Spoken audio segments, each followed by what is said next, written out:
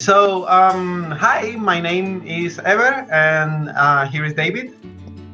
We made the video that you just watched, hopefully, and we are now going to talk a bit about the process. And we don't know exactly what we are doing, but we are going to do it anyway, right? That's exactly right. Yes, this is a pretty radical departure from what we normally do when we make a Minute Earth video. For those that don't know, David is a writer in the team, and I am an illustrator. And usually we have layers of producers and directors and editors involved in our projects. And that's why they're usually these very tight packages that put together, and they take hundreds of hours to make. And now we made an experiment and tried to make the process a bit, I don't know what to say about it. We went rogue. We went rogue. So one of the things that I wanted to comment about this is that this video started because I had kind of an issue with how molecular representation, graphical molecular representation was done online. Like when I was making a video for Minute Earth, I had to like illustrate a molecule or something. I found that the graphical representations were extremely they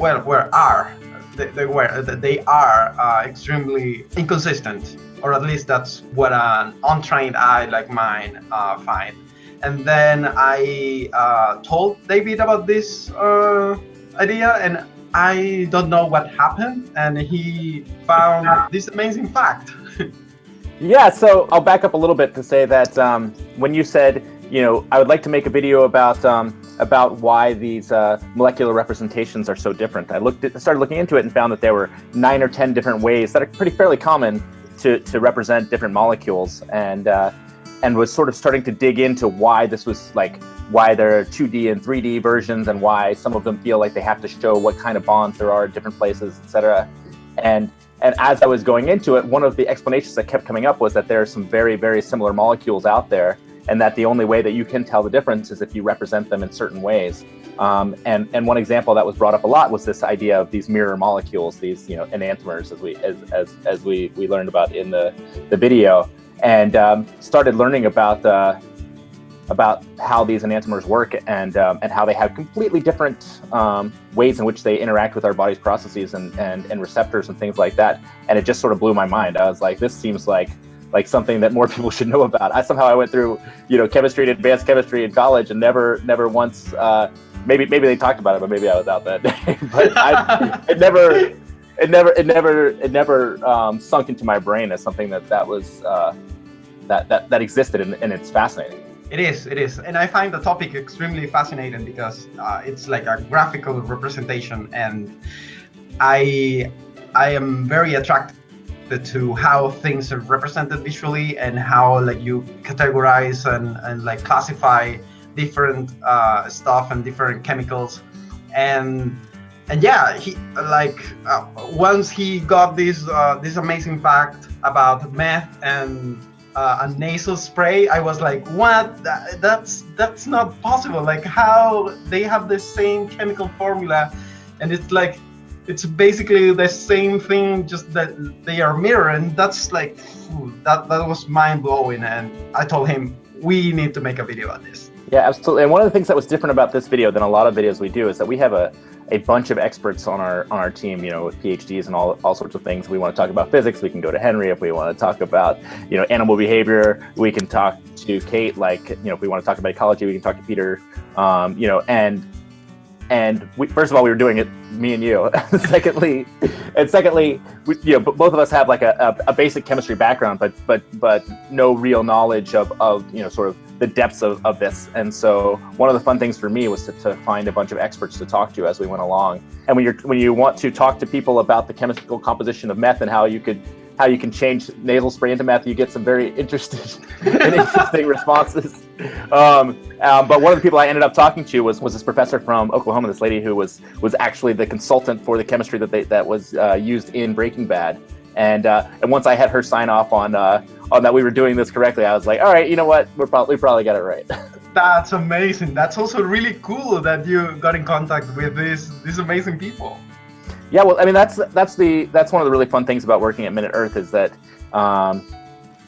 enough people have watched what we've made over the years that they're generally pretty interested in talking about us, about stuff with us. Plus, there's this idea that a lot of people feel like the things that they're fascinated by are just too complicated to explain to, you know, sort of non-PhDs out there in the world, and so the fact that we're attempting and often succeeding, not always, but often succeeding, was I think is really interesting to them. Yeah. And were you worried about illustrating, you know, like street drugs in an animated video? Like, was that something that bothered you when you were putting that together? I wasn't. I didn't feel like it was a problem at all. I think that our audience is not going to punish us for mentioning drugs and stuff like that. We'll find out, I guess. Yeah. But I guess that we have mentioned before alcohol, at least. We made in the earlier days of Minute Earth, we made a video about beer and biodiversity. Well, it's not the same like beer and meth, but you know. It's a slippery slope, yes, that's what you're saying. Yeah, no, but I think that we talked about the topic in a way that, you know, it's about this graphical representation and this curiosity about the drug and the nasal spray. And I don't think that we come across in another way. And did you feel like normally when we make these videos that we have a director who comes in and says, oh, like this is, you know, the way that we've decided to, you know, storyboard this part of it. You know, it would flow better if we did it this way, or, you know, the story arc needs to be tighter. Did you struggle with any of those parts when you were when you started making the final drawings? Well, this is one interesting thing because from the two of us, I think that I am the only one that has been like involved at almost all these stages of the process. Like I have been like in the writing stages, like making comments, and I have looked at several parts of the video making, of the usual video making, and I think that David haven't been like in a direction. No. No, I am. I definitely, you know, I'll hop in occasionally on some of those conversations when you say, hey, we want to put this particular fact up here. Can you make sure that we've got this information? Or, hey, we've decided to illustrate it this way. Does that actually fit in with what you know about this topic? But no, when it comes to aesthetic determinations about, you know, how should this particular scene work, I try to leave that to the experts. So Ever, I have one last sort of bigger question, which is that you wanted to do this experiment where there's just a writer and an illustrator paired up. Why did you want to do that? How did this come up? How did you decide that this was something we should be doing? I think that there is like a missing link between the writer and the illustrator. It's like both ends are like very far apart. So I think that, yeah, my intention was like to try to connect those extremes in the production and see, I don't know, see what comes out of it. I don't know, how did you felt it? Well, I definitely felt that. The other thing that I think that we had sort of thought about, and I don't know if this is true or not, but that a little bit of the personality of the video may get lost on our 30th revision of it.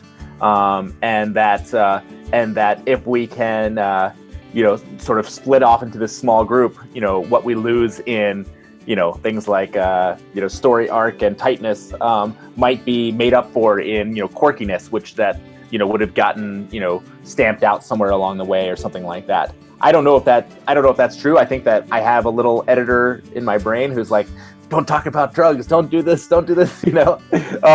Maybe that didn't happen, but I do think that there is a lot of silly stuff in this video that wouldn't necessarily be in other videos. And I thought that, like, you know, I always want to do these sort of oblique cultural references where, you know, I don't know what percentage of the world has watched Breaking Bad, probably a fair chunk, but I wanted to sort of roll with it and see how far into that we could get and make these sort of references to it throughout the video in a way that was I don't know would have been possible if we had more and more people looking at it who had to agree whether or not this was a worthwhile thing to include or not. So, whoever is watching this, if you want to leave a comment and let us know how did it go, how did you felt, if you have some recommendation, we will greatly appreciate it. And I don't know what else is missing. Did you notice anything different from your normal Minute Earth viewing experience, and pluses and minuses, because we're trying to decide if we want to do anything like this again in the future, or if this was just a one-off Ever and David flight of fancy. So I hope that you have a good day. Yes, thank you guys.